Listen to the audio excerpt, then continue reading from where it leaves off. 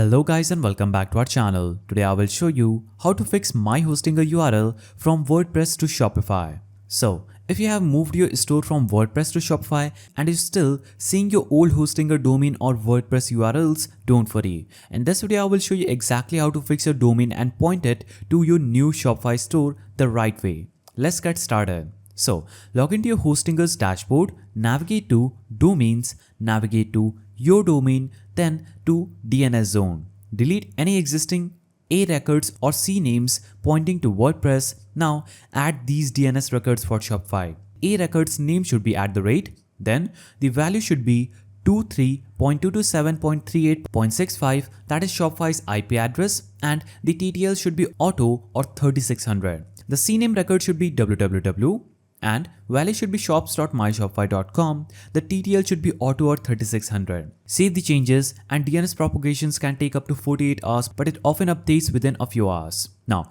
step 2 is connecting the domain inside. Open a Shopify admin, navigate to Settings, then navigate to Domains. Then choose Connect Existing Domain and simply enter your hosting a domain. For example, that will be www.mystore.com and click Next. Now, Shopify will check your DNS settings and once verified, click Connect. Make sure that this is your primary domain if you want this to be shown in browsers. Now, if you had WordPress installed at that domain, you will want to ensure it's no longer redirecting. In Hostinger's file manager or via FTP, delete or rename the .hta access file, and if WordPress is still installed, consider uninstalling or deleting it to avoid conflicts. Clear site cache and browser cache to fix this issue.